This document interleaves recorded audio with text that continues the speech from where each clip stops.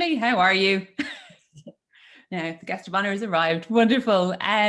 So you're all incredibly welcome to this week's 120 Dublin Stories with Santa Rita and the Little Museum. Our guest this evening is the wonderful Emily Hourican. Emily is a founding board member of the Little Museum, which we'll hopefully touch on later on this evening. In addition to being the author of 5 novels, including the instant bestseller, The Privileged, and also one piece of non-fiction. Emily has worked as the editor with publications such as Himself Magazine, The Dubliner and Hospitality Ireland, as well as writing with magazines and publications such as The Sunday Independent and Image Magazine. And this evening is joining us to speak about this glorious piece of writing, the Glorious Guinness Girls. So Emily, thank you so much for being here. Thank you so much for asking me to be here. Let me just warn you that I behave on Zoom like somebody who thinks they're on a transatlantic call in the 1930s. I shout, I feel that nobody can hear me. So forgive me for the shouting. It's lovely to be here, and hi to everybody. I'm delighted. And I promise if you're not shouting, I will tell you. I think we have loads of people joining in this evening, which is really wonderful. If anyone has questions for Emily as we go through the evening, please do type them in and we would love to talk through loads of them. But Emily, I'm going to just jump in and ask you. So the Glorious Guinness Girls, we're telling the stories of Aileen, Maureen and Una. I'm sure many people with us this evening are familiar, but to those who might not be, you might just paint us a picture of the 3 women we're talking about. Yes. I imagine that an awful lot of people who are kind enough to be here this evening will have an idea of who these women were at the end of their lives. So Aileen was the eldest. Aileen lived at Luttrellstown Castle until she died almost. Una was the youngest, and Una lived at Luggalaw in County Wicklow.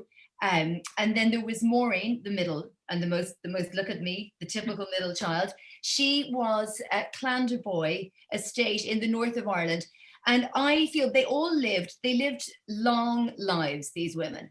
So Aileen was the first to be born in 1904, and she was also the last to die in 1999. That's the guts of the entire century.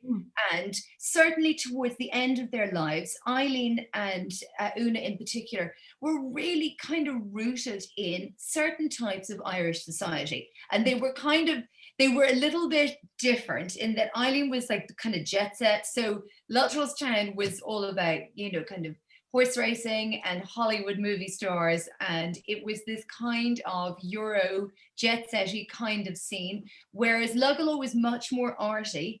Luggalaw was and it genuinely was kind of during the 60s, the 50s and 60s, it was like a kind of a salon for an awful lot of writers, painters. I mean, Brendan Behan was constantly there, apparently. They could hardly ever get rid of the guy. And Claude Coburn, an awful lot of painters, writers, artists used to congregate around Una at Luggalaw in Wicklow.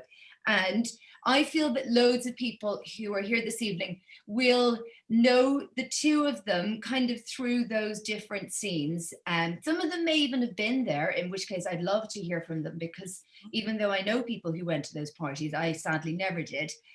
So that was them at the kind of the end of their lives. At the beginnings of their lives, they were also in Dublin, but they were together then as children in a house called Glenmaroon, which is in Castleknock. And the house still exists, but I don't know anyone. It's like, I think of it like Willy Wonka's chocolate factory. Nobody ever goes in and nobody ever comes out. It has been sold. It doesn't belong to the Guinnesses anymore, not for a long time. I don't know who owns it. I tried tracing it through the estate agent that sold it, and nobody would tell me anything. So it's still there and no one has done anything with it. But it does exist. And that's where they grew up when they were children. And there is... The events of their lives were personally fascinating.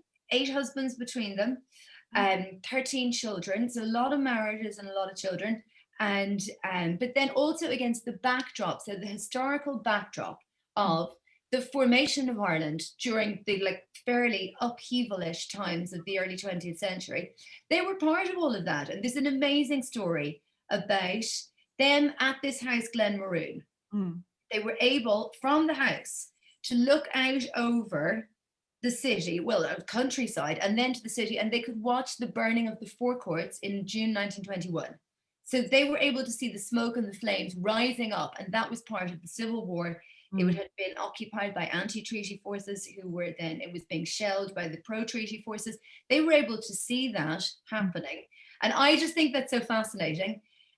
This idea of them as kind of, this vantage point of Irish history, watching it, never really themselves involved in it, and obviously certainly not as kids, was one of the things that fascinated me about them. So that's who they were. They were the daughters of Ernest Guinness, who was himself the son and the great-grandson of various Guinnesses. So the great-grandson of the original Arthur Guinness, who founded, and the son of the first Lord Ivy. So the brewery had been founded, had become very successful. The Guinness family had managed to acquire the title, the great title, Lord Ivy. And Ernest was the middle of three sons of the first Lord Ivy. Okay. And his three daughters, so his only children were these three girls. Okay, and they are such a fascinating kind of dynasty, such a collection of people to, I guess, whose lives you're exploring. And I kind of wonder what, I can think of probably multiple reasons. I'm just curious, was there a particular moment or a particular reason that you kind of went, this is the story I want to tell? What was the kind of key thing that attracted you to the Guinnesses? One of the things that attracted me is the way they just keep cropping up everywhere. I mean, there are so many of them. So that's just three in one generation. There are, I mean, they had cousins and their cousins had cousins. There are Guinnesses everywhere. There are banking Guinnesses, there are brewing Guinnesses, there are clerical Guinnesses. And it's one of those names, and particularly in this country, it comes attached to a lot of architecture, for example. An awful lot of what are now grand state houses were originally Guinness houses. It comes attached to art, it comes attached to fashion, it comes with this kind of massive cultural baggage. So they just kept cropping up everywhere. Everywhere I looked, in every bit of kind of, cultural research that I did around lots of different journalism stories that I was writing, Guinness kept appearing, Guinness, Guinness, Guinness. And in particular, I began to find myself more and more interested in these three women specifically, both for themselves, for their own interesting lives, and then also as the mothers then of quite interesting children. So one of Maureen's daughter was Caroline Blackwood, who was a writer, married to Lucian Freud first, and then later married to other people. Fascinating woman, amazing writer. And then one of Una's children was Tara Brown, who was this kind of beautiful kind of 60s icon who had this great Beatles song written about him. There's a wonderful book written about him by Paul Howard. And he traces the story of Tara Brown, who was the kind of it boy of the 60s. So he was one of Una's sons. Another of her sons was Gareth de Bruyne, who was the last custodian of Lugalaw before it got sold. And he started Claddagh Records. He was really involved in Irish culture and music and really instrumental. He's wear all this kind of woven Irish tweed and these three-piece suits made out of Irish fabric. And he was such a champion of Irish culture. So they just kept cropping up. And these three women in particular, plus unashamedly, I confess to being somebody who is hideously in love with very glamorous women. And they were really gorgeous. They were very, very, very good looking, all three of them. They also had amazing clothes. They were really rich. They had these incredible houses. They're kind of, in as much as they're real people in my mind, they also always seemed quite close already to characters in a novel because of these madly privileged lives that they led. So yeah, the fascination crept up on me. I wrote various newspaper pieces about them and about their children and different aspects of their lives. Sometimes like a painting came up for sale in Sotheby's that was by Lucian Freud, and it was a painting of Gareth de Bruyne. I wrote a piece about that. Eventually one day I went, okay, I write a lot about them, but there are lots of bits of their life that aren't known because nobody recorded them. I wonder what those were like. And then I kind of thought, well, maybe the only way really to do that is to do it as a novel, to make up the bits that I don't actually know. So that's what I did. And I thought that in itself was kind of a really fascinating part of the experience of being the reader, knowing that, you know, we're dealing with real people who lived and walked around us and real events, but you're also creating a piece of writing at the same time. And how does one go about, I guess, attempting that as quite an undertaking? Like, where does fact begin and end, and where does story intertwine? How did you manage that process? So that I think that's so interesting. I really do. I mean, so we all know the Hollywood version of fact, based on a true story. And in the end, you kind of go, okay, the only true thing here is like the name of the person, or maybe the place that they were born. Often even that isn't true. Yeah. So Hollywood takes enormous liberties, enormous. That phrase based on a true story covers a multitude of making stuff up, because for some reason or other, Hollywood never seems to think that the real story was interesting enough. No matter what the real story was, they're not content with it. They always have to invent something else or just reflow it in some kind of a way. Whereas I think, and I genuinely think, and I think we all think, that real life is by and large the most interesting thing. Real life. I mean, I'm always hearing stories that I think to myself, if I put that in a novel, nobody would believe me, because real life is much more often bizarre and strange and full of coincidences and dramatic than fiction could ever be. So I wanted to do the opposite of the Hollywood thing. I wanted to stay as close to the real life as I could. And obviously, I am not entirely faithful to the real life, because, as I say, there are these missing bits. Plus, you can't, if you're gonna make something a novel, and if you're gonna say this is a story with a beginning and a middle and an end, as opposed to the episodic sequences of life, which is what happens to most of us. If you impose a form and a narrative on something, you're going to have to make up the bits that don't fit and the bits that you don't know. But I told myself that I would stay close to everything that I did know. So when you plot a timeline, for example, all the major events, not just of kind of birth, for example, but also, if I found a record of a party that they had been at, I was faithful to the date of that party. I was like, well, there's something that is a fact. This newspaper account says that they were at this particular event on this particular day.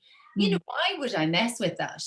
And so then for me, the really interesting challenge was, what can you fit in between the known facts? So what can you, when you've laid out pieces of the puzzle that you can't move because they're dates that exist, how then do you fill in all the bits around it in order to make a story and not destroy the integrity of those factual pieces? And I loved doing that. That's the most interesting thing I think I've ever done. And then you take pieces of other people's lives. So you find that a particular other person, so some of the characters that I have in the book, like I put some of the bright young people of the 1920s into it. People like Nancy Mitford and Evelyn Waugh make appearances, and Elizabeth Ponsonby, who's not very well known now, but was like a massive celebrity at the time. And when I found bits of their lives that were also factual, then you try and weave those in. You go, well, okay, in that month, while Una was doing such and such a thing, Maureen Guinness was doing this, Elizabeth Ponsonby was doing something else, and I know this because so-and-so has written about it, and then try and weave that in. So I wanted there to be as little made up as possible, and yet have the freedom to fill in the blanks where I felt it was necessary. And it was great. I loved, it was just so much more interesting than beginning and making up everything from start to finish, I thought. But it sounds like kind of almost a jigsaw that you're kind of building and assembling over time. I can only imagine. Exactly how I thought of it. That's exactly the way I thought of it. Okay. And then when you're talking about kind of, the bits that you make up are kind of, it sounds like they were very considered elements. And like, I know kind of, a key character that we have to talk about is Fliss, our protagonist. And so maybe, tell me a little bit about their creation and kind of what was important to that character. So Fliss was my freedom within the story. So Fliss is invented. Fliss doesn't exist. Fliss is somebody who I can do anything I want with. I can send her anywhere. I can make her do anything. I can make her fall in love. I can make anything I want happen to Fliss because she's entirely mine. So she is the person who knits together the rest of the story. She provides drama where I need it if the girls aren't necessarily providing it. She also allows me into her head. So I know what Fliss is feeling because I decide what she's feeling within the context of the character I've created and being true to that. You know, Fliss can feel what I need her to feel, and she can, you know, observe other people, which was also really interesting because I thought that if I was to write from the point of view of writing the Guinness girls inside their own lives, they had no idea how privileged they were. They had no point of comparison. They couldn't begin to understand how rich and privileged they were in comparison with pretty much everybody else. And so I wanted somebody who could see that in a way that they couldn't see it. And so Fliss comes from an Anglo-Irish background, but she comes from a much more typical Anglo-Irish background at the time, because her family had no money, which, you know, was a more typical experience really than the wealth that the Guinnesses had. So her family have no money. She is a girl without a fortune, with very little prospect of getting married really, because we're talking about a book that begins in 1918. So it's just after the end of the First World War. The young men had been killed. I mean, the battlefields of Flanders had decimated the ranks of British and Irish young men. They were not meant to marry, they really weren't. And so Fliss comes from similar kind of world in terms of, you know, this kind of cultural ethos and in terms of this identity. And yet she doesn't have any money, she doesn't have any prospects. She goes to live with the Guinnesses and she's able to see all the things that they can't see. She's able to see how ridiculously, you know, rich and cosseted and all of those things that they are. So she, for me, was, you know, she was the pawn in a game of chess. You can send out anywhere, do anything really. And, you know, she has to obey me. Whereas the others don't have to obey me at all. I have to obey the facts of their life, really.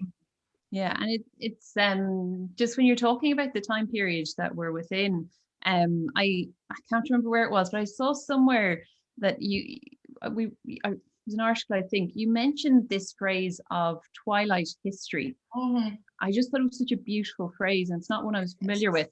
It's a beautiful phrase. It's not mine, sadly. It's, as far as I know, it's Colm Tóibín. Okay. And he certainly uses it. Whether he coined it, I don't know, but he uses it, and I believe that he coined it. I'm going to give him the credit to describe this period of history, which for me is the most interesting because it's almost living memory. It's our grandparents' memories. So it's not my memory and it's not my parents' memory, but it is my grandmother's memory. My grandmother is dead, but she was born in 1908, which is the same year that Maureen was born. And so I remember, obviously, she didn't live in anything like the kind of milieu that the Guinness girls lived in, but I remember her stories. I remember, so it's this familiarity almost, is how Colm Tóibín describes it. This almost familiarity with the kind of texture of people's lives from that time, because you've grown up listening to stories from your parents and your grandparents about this era. So it's not history in the way Tudor England is history. It's not history in the way even the 1700s were history. It feels so much more familiar. You know, I find it really fascinating because it's almost there. It's almost within grasp, and yet it's slipping away all the time. Obviously, that generation are gone. And you know, bit by bit, that won't be Twilight history anymore. I mean, it's not Twilight history to my children, for example. They're a little bit too far away. My grandmother's memories are now third hand by the time they reach them. It's just not the same thing. So I feel it feels familiar, and it feels fascinating, and it feels as if it is something really precious, because it is kind of, it's slipping away, as I say. Yeah, it's amazing actually, because it is, I'm kind of, in the back of my mind, I'm drawing similarities to our ambitions in the museum to your ambitions in this book. And it's such a beautiful thing just to kind of. Absolutely. I mean, that's exactly what you're doing. You're keeping pieces of history that are also stories, because everything in the museum, you pick it up and you look at it. Well, you don't pick it up, but you look at it, and it is what it is, but it's also a little window into what it was used for, or the place that it occupied in the world when it was new. And I think, I mean, I love the little museum, I do. And that's kind of what I love about it, this feeling that it is, again, it's almost my grandmother's house. In a funny way, some of the things would have been things that you have are things that she would have used, and other things are things that she would have recognized. And I love that. I think it's absolutely vital that we have it. Oh, well, thank you. And it's funny. I think in the times when we're open, my favorite moments are when you see a grandparent explaining a memory to a child. Gorgeous. I completely agree. And I've been that kid, and you're so bored. You think to yourself, I wish that this person would stop talking to me about that stone sink or whatever it is. But it goes in, and then you remember it, and it means so much. I totally agree. I think that that's amazing. Yeah, but it's formative life memories. But I guess going back to this idea of childhood, you mentioned that the Guinness girls grow up initially in Castleknock. Do we know much about their wider upbringing in terms of kind of, where they fit within society, like kind of locally? It's interesting, isn't it?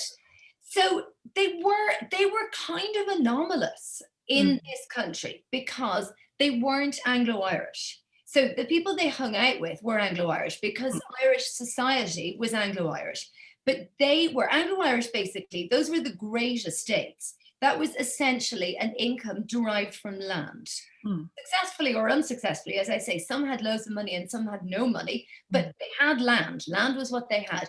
It was very based around their big houses and their estates, their land, their horses, massively horsey. Whereas the Guinnesses were industrial. There was industrial wealth, and there was very little real comparison with their industrial wealth in Ireland at the time. If you look at the UK, then something like, the Tate Modern. So the Tate that family made their money. It was a grocery shop initially, Tate and Lyle. They still make golden syrup or something. But, so they that's industrial wealth of the kind that the Guinnesses had. And so that's the background that they came from. And they hung around with Anglo-Irish people because that's who was here for them. And they were related then to, various kind of title figures. But they weren't quite, in as much as the Anglo-Irish were this slightly uneasy social group. Elizabeth Bowen, one of the great Anglo-Irish writers, she said that being Anglo-Irish was feeling English in Ireland and feeling Irish in England. This idea of not really belonging anywhere. And I imagine that the Guinnesses must have had an even more developed sense of that, because not only were they not Irish in England or English in Ireland, but they weren't even, like the rest of the Anglo-Irish, they weren't even Anglo-Irish. I think it's really interesting that of the three, two of them came back and settled in Ireland. Maureen didn't really. Maureen lived in London. There was the estate in the north, but basically she lived in London. But Una and Eileen both came back, and they lived, the bulk of their lives. Obviously, they traveled and went to Paris for couture and all sorts of other things. But essentially, their homes were in Ireland. And I think that's really interesting that, that's where they kind of chose to settle themselves. So Ireland kind of ended up having their heart ultimately. I think so. And again, I'm a novelist. I make stuff up, but that's how I feel about it. I do think that the emotional, imaginative quality of where you feel yourself to be at home, I think for them it was Ireland. Okay. And I think where you settle is in itself kind of quite a clear factual indication. Decision, yes, that you've made. And I guess I hadn't really planned on asking, but I'm just kind of getting curious while I'm listening. You know, you've mentioned the many husbands and many children and the many parties. Is there kind of Was there one story that when you were going through the research and the whole process, you kind of went, this is too good to be true. This is just beyond believable. Well, I think yes is the short answer to that. And for me, it was Una's story more really than the other two. So initially, I started off really fascinated by Maureen, and I'm still really fascinated by her. She was such a monumental bitch Okay. by the end of her life. She was like the stories of her rudeness and her snobbishness are legendary. So she was the model for, you know, Barry Humphries, Dame Edna Average. He modeled that character on Maureen Guinness in her later life. And everybody has these stories. You know, there's a Noel Coward poem. I went to a marvelous party, it's called. You can look it up. Maureen disappeared, came back in a beard, and we all had to guess at her name.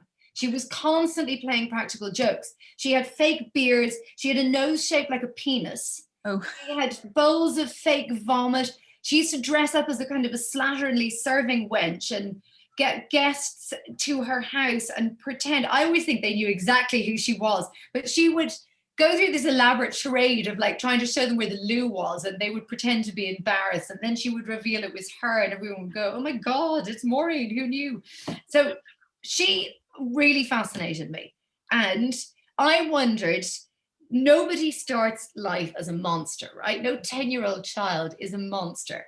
So how does somebody become this monstrous person? Her own daughter said that her childhood was too painful to speak of. She was a terrible mother to that daughter anyway. But you kind of go, who is that person when she's 10 and 15 and even 20? And that really interested me. But then as I went along, I found myself getting very caught up in Una's story, which for me is the saddest of the three because she had terrible tragedies in terms of her children. So she had three children died. One died as a baby, like literally within days of birth. And that child was never named. There's a very sad little headstone at Lugalaw, which is erected to baby Brown and the date. And it just, you know, that was one tragedy. Then she had a 14-year-old daughter who died after a diphtheria injection. She had an allergic reaction. This perfectly healthy, beautiful 14-year-old, an allergic reaction to an injection and died within about 12 hours. And then on top of that, the third child, who was like 22 when he died. So that was Tara Brown, and he was in a car crash. So it seemed to me terribly sad. She had three husbands, and she had 1, 2, 3, 4, 5, 6 children, and 3 of them died. And you just think, you know, that is a great deal of tragedy in one person's life. It really is. And she seemed the sweetest of the three. She always seemed very kind of gentle and just a sweet person, like a kind person, and, you know, kind of quite fragile maybe herself and quite delicate. So I think that really, you know, when you look beyond all the kind of, you know, all the money and the glamour and everything, it did seem to me that there was an awful lot of sadness there as well. And I think that if a life is just all money and glamour, it's not that interesting, no matter how compelling that is initially. But when you find that there's an awful lot of sadness and heartbreak there, I think that that is what really makes you feel really kind of, you know, kind of caught up with somebody and invested in them as a person and a character. Yes. So I think of the three, probably it's Una who kind of resonates the most with me. It's the kind of the complexity of the kind of the scale of their lives and the detail you're going into in the book is amazing, because you kind of, as you said, it's the human, not the bank balance that makes someone interesting and who they ultimately are. And I think kind of the way you addressed kind of looking at the women, looking at Fliss, looking at just the key kind of protagonists within the story. You know, you're dealing with class, you're dealing with gender. And I saw a quote, I think it was in the Books Ireland, who I'm going to just quote it so I don't get it wrong. Yep, Hourican's treatment of these issues, gender and class, are reminiscent of Jane Austen, but more overtly political. I'm going to make you respond. Okay, just say that again. Just read that once more, because I swear to God, the idea that anybody would compare me, put my name in the same sentence as Jane Austen. I mean, I don't begin to know what to say to that. I couldn't. All I could do is just say awful things about myself in that comparison. So I'm not going to do that. But I will accept the interest that I have in things like gender and class. I think that, so when I look at that period, and one of the reasons why I wanted Fliss, and one of the things that I did with Fliss, was to give her a career. When you look at that, you go, it is not right that those women had no jobs. It is not right that their only goal, they were brought up to be brought out, and they were brought out to be married. So they were brought up to be married and to have children, and for no other purpose. Their education didn't matter. Their, self-actualization, to use a phrase that is ridiculously out of context, didn't matter.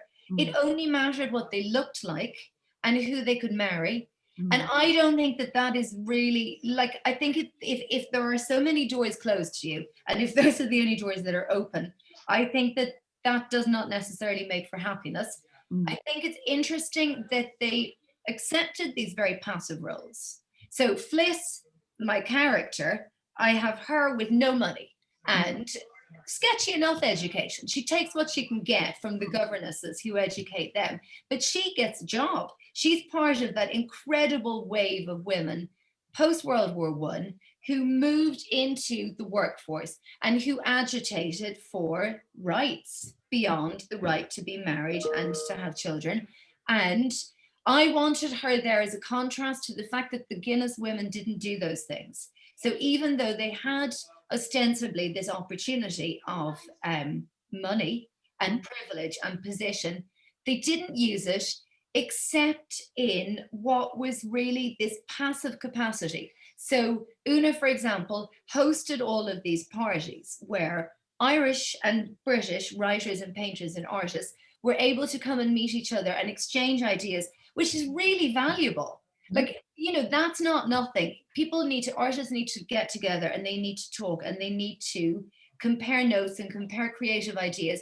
And there wasn't really anywhere for them to do that here, except for McDade's, whereas Una was giving these parties that lasted for like 3 or 4 days out in Lugalov, immensely generous, feeding them, giving them booze, pouring out of their ears. And that was really important. And Eileen was doing something similar in Luttrellstown, although it was much more social and less artistic. And those are useful things. But they were, they're the host, they're the patron, they're the muse. They're not the doer, they're not the creator. And I think I think it's very hard to look at women's lives and see how recently any of us have had any power within our own lives and any, like destiny or any control over our destiny. And I just find it fascinating to look at everything that they had and then everything that they didn't have and everything that they didn't do and achieve and make for themselves beyond these roles, these feminine roles of wife, mother, dinner party giver, hostess, etc. So the contrast of Fliss and what I let her do and the Guinness Girls and what they didn't do, I think was just, for me, absolutely fascinating. Because there they were, like in the same energetic wave of women's rights. And they didn't get involved at all. They may have lived 100 years earlier for all the interest they took in the rights of women and the right of women to, to work and to kind of, they self-actualize and become themselves. And do you think it was want or opportunity? I don't know. That's a really interesting question, isn't it? I don't know. I would imagine that if you have never been brought up to to consider those things. So if you are, as luck will have it, right, you / they turn out to be the apex of what you are wanted to be within your society. You're the prettiest and you're the richest, right? You've totally, like you've owned it, you've sorted it. You are the very best, the prettiest, the richest, the most desirable wife in that particular crop of debutantes. And you're what, 17, 18, 19 years old, and you've never been taught to value anything except for those things. You probably would think, I'm done, I'm sorted. I've got everything. I've achieved everything that I need right here. And it's really difficult. I mean, people talk about how hard women find it to get back into work after like a year off from maternity leave. Yeah. Or, say you've taken 2 or 3 or 4 years off to be with the kids for longer, and you go back into, or you try to go back into the workforce, and how difficult it is, the loss of confidence, this inability to picture yourself within that world. And then you kind of imagine what might that have been like if you've never been in the workforce, if you've never been encouraged to. And maybe they also thought, that just looks really boring and like loads of hard work, and I'm so glad I don't need to do it. I mean, I might think it was better for them, as I think it's better for everyone to have the opportunity of a career. They might not have seen it like that at all. In fact, undoubtedly they didn't. So I'm totally guilty of, kind of putting values that are mine and of my time onto them. But I do think it's interesting that at a time when a lot of women, and even, aristocratic women, as much as like that movement for women's rights was hugely driven by the wealthy and privileged women of the aristocratic classes. So I do think it's interesting that they had absolutely nothing to do with it whatsoever. That's a choice because it was right there in front of them. So that is a choice. And that's really like interesting. That's the kind of thing that now I'll be thinking about for several days. I apologize, or you're welcome, depending. No, thank you.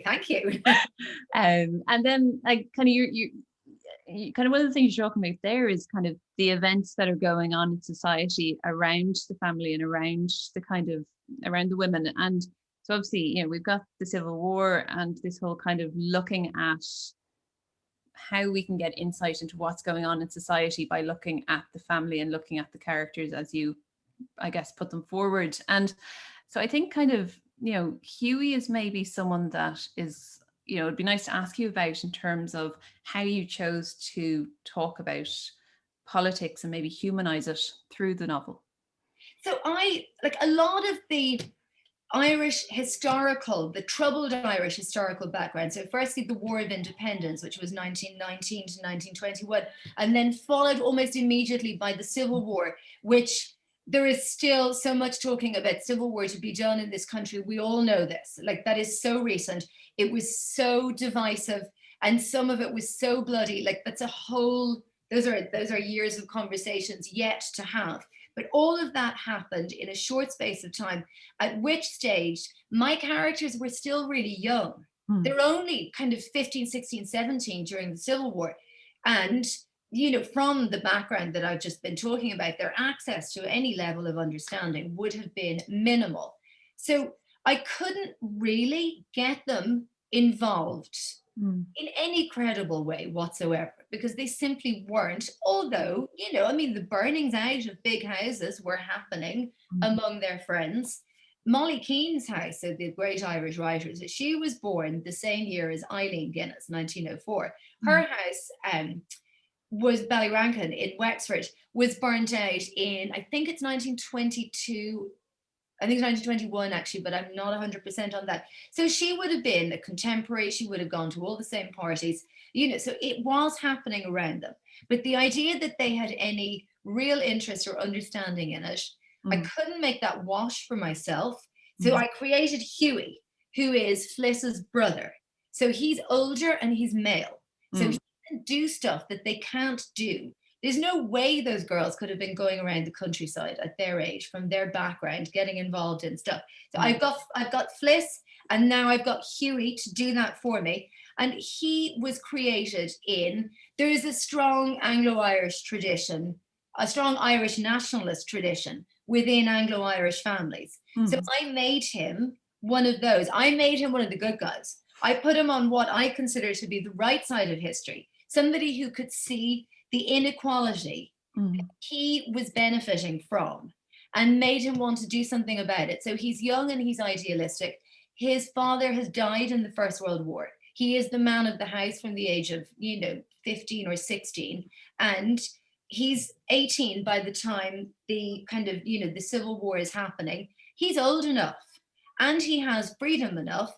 Plus he doesn't have a father to kind of invigilate him. He can get involved, and he does get involved. So in the book, and I'm not going to, in case anybody wants to read it, I won't say too much of what happens, but I really wanted that side of what was happening in Ireland to crash into their lives in some way. They couldn't just be spectators. They couldn't just be watching the burning of the Four Courts. I needed it to enter into their lives because, that's the history that I grew up with, much more than I grew up with the history of the Anglo-Irish. I grew up with Irish nationalist history. And for me, it's so fascinating and it's so important. And I wanted it in their lives. So I put it into their lives with Hughie. And, as I say, I made him, he's a good guy. I liked him. I made him all the right things.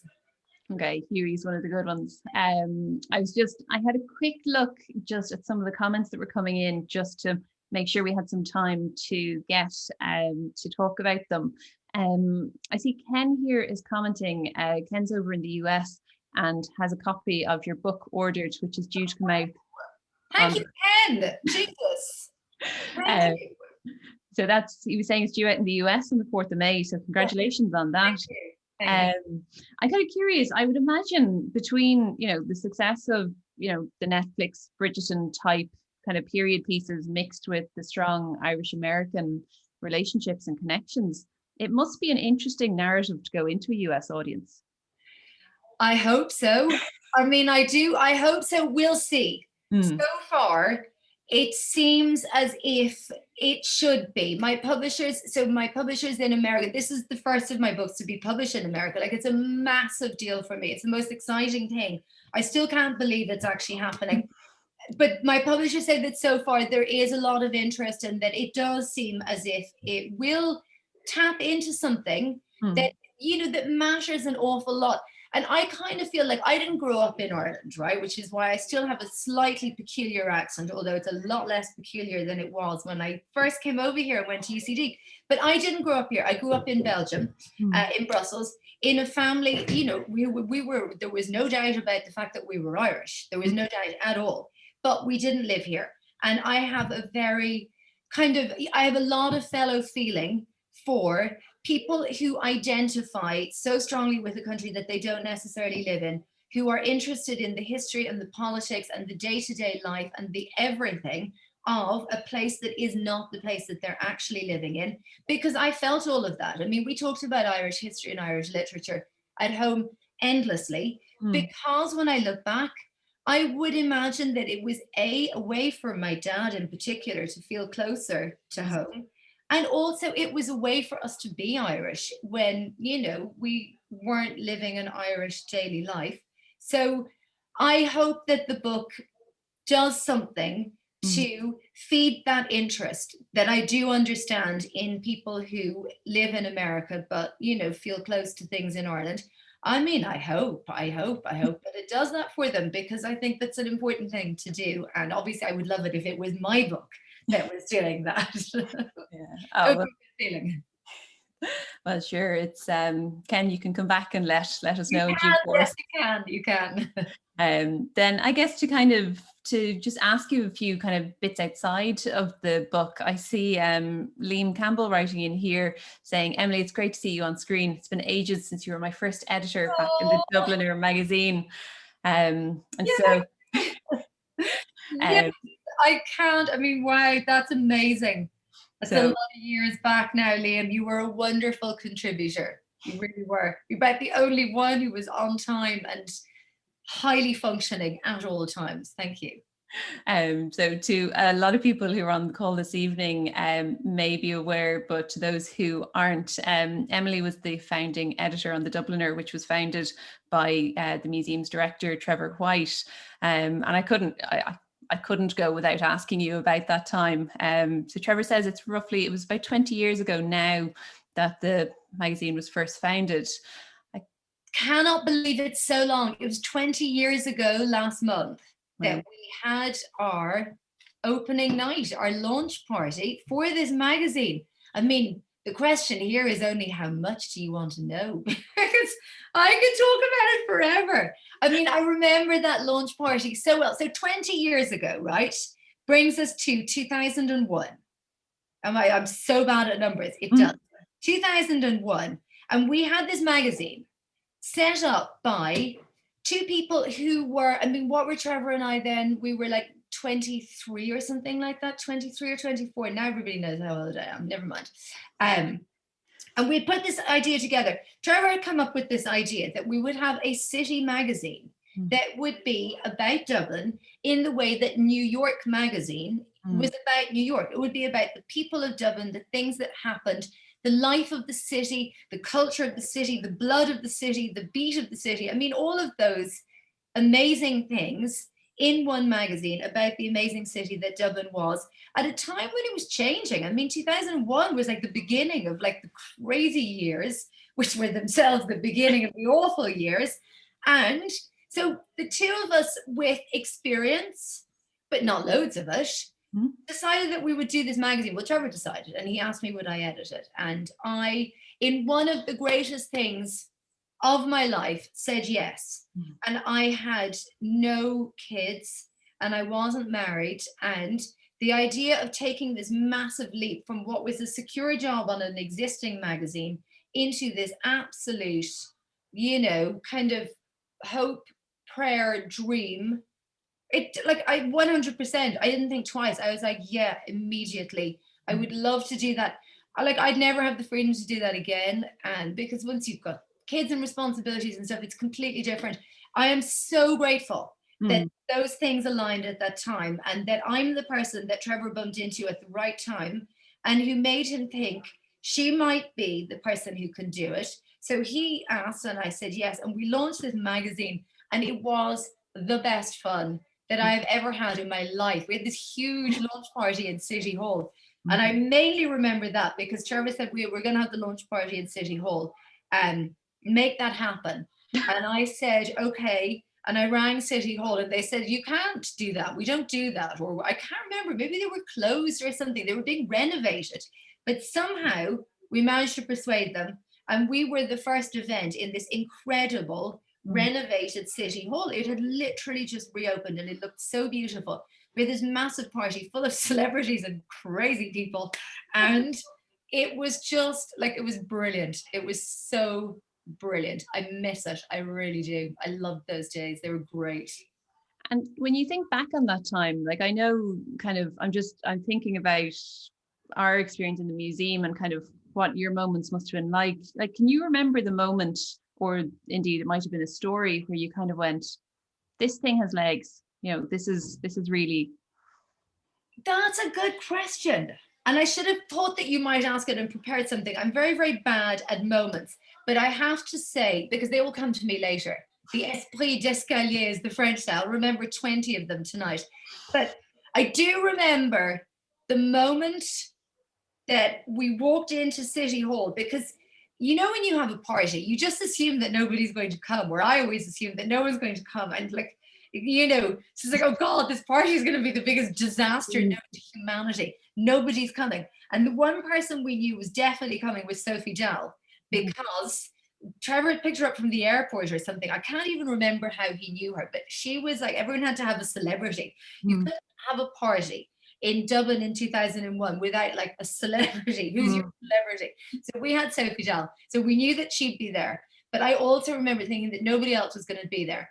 And arriving into City Hall and realizing as I went up the stairs, there was this massive roar of noise, the roar of a room, a big room full of people all talking really excitedly. And thinking to myself, I wish that I had taken even 1 hour to get my hair done and to actually, try and look halfway decent. And I went into this room, and again, 2001, very glamorous.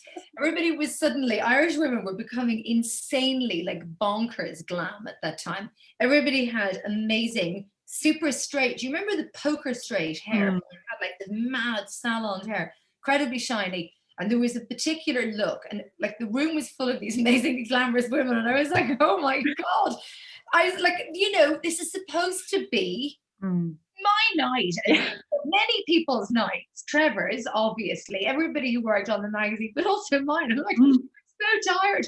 I haven't been to bed any time before about 2 a.m. in weeks. We worked so hard at the end to get that magazine together. And I was like, I look absolutely grot. And suddenly I went in and I went, oh my God, this might actually be a success. There are so many people here, and everybody was saying nice things about it. It was just, it was really overwhelming in the way that something that starts in 2 quite pokey rooms on Wicklow Street, and an idea in somebody's head is then suddenly this massive room in City Hall, and me with awful hair going, okay, like that is now this, and holding the magazine in my hand and going, well, okay, we have something to show for all those late nights and, arguments and creative exchanges and all the other wonderful things that went into making the Dubliner. Creative exchanges. That's a lovely way of putting it. I will very creative. I will borrow that term in future.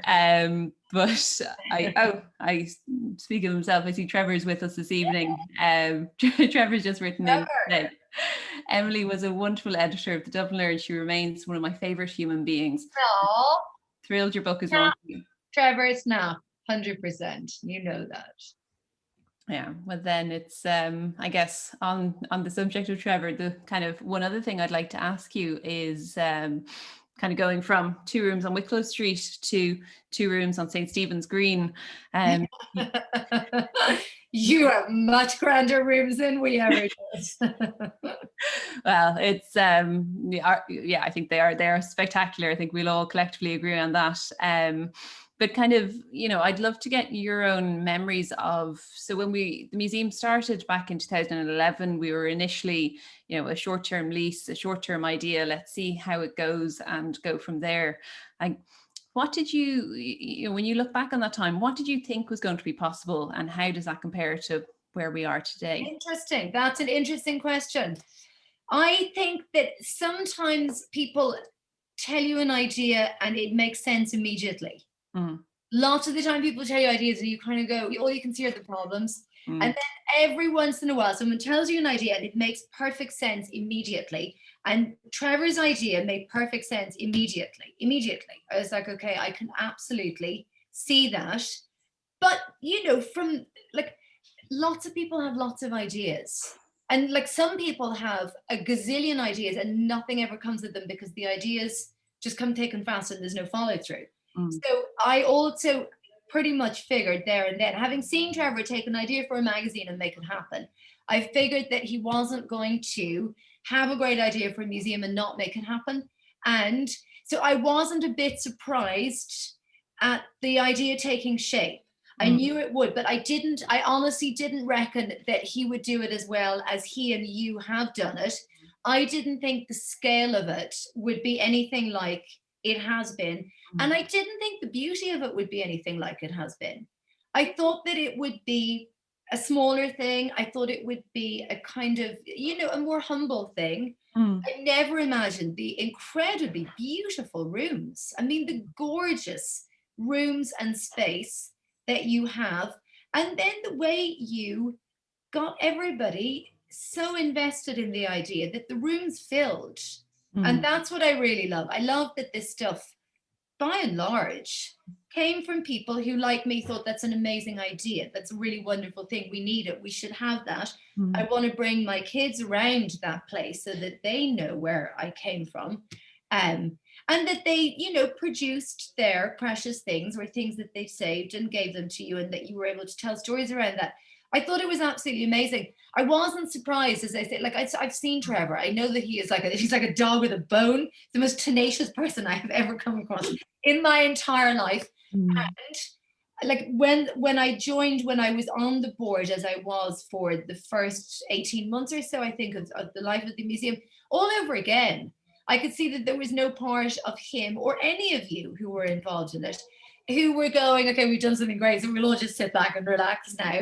You know, constantly, what next? What else? How much more can we do it? And like the proof of it, the results of it are amazing, like amazing to have that physical space and that physical ability to anchor this nebulous thing that is culture and heritage, because it is nebulous. How do you get it and pin it down and hold on to it and communicate it? Well, the Little Museum of Dublin is how you do it. That's exactly how you do it.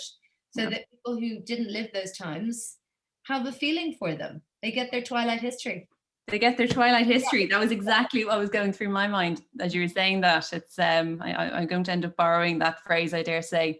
And I guess kind of going back to this idea of storytelling and I guess writing more generally, when you and I caught up earlier this week, just before this evening, we got into a conversation about, you know, the kind of vivid dreams that a lot of us are kind of experiencing these days, and the fact that, you know, I think the moment in lockdown that we've all reached, that we have perhaps a lot of people have taken moments to actually start writing that piece that they've been 6 or 7 or 8 or 20 years saying that they hoped to do. And you were talking to me about the kind of psychological impact of writing and kind of it as an experience. And I'd love you to talk a little around that, if that's all right.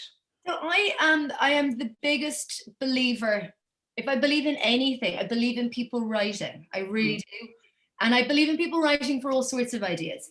I know that not everybody who writes wants to produce a book, because I sometimes teach creative writing. So I know that people come with different hopes. They don't want to publish a book.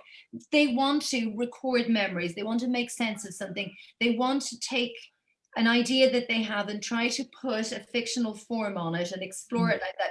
People write for any number of reasons, and all of those reasons are equally valid.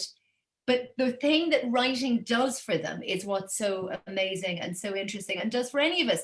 I mean, writing is how an awful lot of us process the world, and not everybody, because people have different types of imaginations. But for a lot of people, writing is a way to make sense of something, to remember something, to interrogate something that you half remember, to pay tribute to something, an amazing event or a person or a time in your life that was really precious or really painful, and that you need to do something with. And I think lockdown, I mean, I know that for me, daily life became so boring. I mean, so incredibly boring and samey. And there's loads of research around how the brain makes memories. And the brain only makes memories out of new stuff. New stuff is potentially threatening. So the brain needs to pay attention to it, work it out, and know what to do with it. So it's really engaged and it remembers those things. The things that you do every day, you don't remember them because your brain switches off. It's like, yeah, I know nothing's going to happen to you on the walk from your bedroom to your study. I'm not taking account of it. So I found that my daily life became very unvivid. I mean, really, days would go by and I would struggle to remember, still to an extent, what I did on any of the days. But as a consequence of that, or maybe just in comparison with it, I found my dreams becoming ridiculously vivid, and lots of memories, lots of things that I hadn't thought about for a very long time, because I think a lot of the time we're too busy about all the things we need to do to remember things that we have done. We can't, you know, like our brain is so caught up in tomorrow I've got to do this and this and this and take this person there and collect that person and deliver. No. There's so much of that you don't have time to kind of go back over old memories. So when everything got really boring and, you know, the world shrank down to, you know, 4 walls and local park, I found myself remembering loads really vivid things about decades ago that I haven't really thought of. And lots of people have said the same thing to me. And lots of those people have said that they've started writing those things down, either just as memories or possibly as part of something longer. The number of people who tell me I'm writing a book is always high, because obviously I'm a writer. I mean, if I meet a brain surgeon, I tell the brain surgeon that I'm thinking of doing brain surgery. People meet me and they go, I'm thinking of being a writer. But recently, more people than ever before have said they've started a book. So it's not just that they're thinking of writing one, that they've actually started doing something.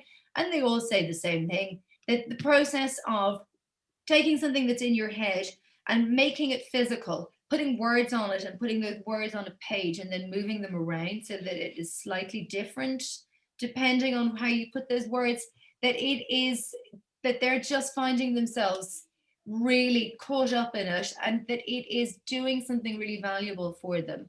So I think absolutely, take whatever it is, a memory, a person, a character who you want to create, and write. I can't think of any better way for anyone to spend their time except reading, obviously. Reading and writing. And to someone who's scared or hesitant or unsure, what's the one piece of advice? Oh, just do it. I mean, just do it. And know for certain that every single thing that every writer I know, and possibly every writer in the world, thinks is that they write their first draft and it is shit. It's appalling. I mean, it's appalling. I cannot tell you how often I feel actually nearly physically ill and how bad the work I've done is. But if it's not on the page, you cannot make it better. Yeah. If you haven't done it, you can't improve it. So just, sit with the fact that you're just going to hate what you've done. Maybe you won't, you'll be thrilled with it. Most people, but once it's on the page, you can actually make it better. You can go back and you can do something to it and you can rewrite it and look at it from different points of view. You've got stuff to work with. If you want to do it, and if you feel you're held back because I don't know how, or, any of those things, then just do it. Just begin. I mean, there's nothing like a beginning. And once it's there, it can always be improved on. But if it isn't there, it cannot be improved on. Emily, you're absolutely a breath of fresh air. This has been truly such a wonderful, lovely way to spend an hour. And I really am so sincerely grateful to you. We've had quite a number of people writing in just saying how fond of you they are, how much they've enjoyed the book, or indeed are looking forward to reading it. It's funny, myself and my mum both got a copy and read it together as our kind of taking the opportunity to seize the particularly bizarre moment that we're currently in. And that's amazing. Yeah. And it was lovely. And when I was chatting to her about it, she said, kind of reading it feels like a holiday. And I think in the particular moment that we're in, that is the nicest thing that anyone could say. It really is. I mean, if it feels like a holiday, even for half an hour from, what is not a pleasant time in most of our lives, then that makes me feel so, so pleased. It really does. I feel, hallelujah, I've done something useful. Yeah, so I thank you for that. And I thank everyone who's joined us here this evening. It's been lovely to see so many of you with us. The book we were discussing this evening was The Glorious Guinness Girls by the wonderful Emily Hourican. So to everyone who's been with us here tonight for this week's 120 Stories with Santa Rita and the Little Museum, thank you all so much. But sincerely, Emily, thank you so much for your time.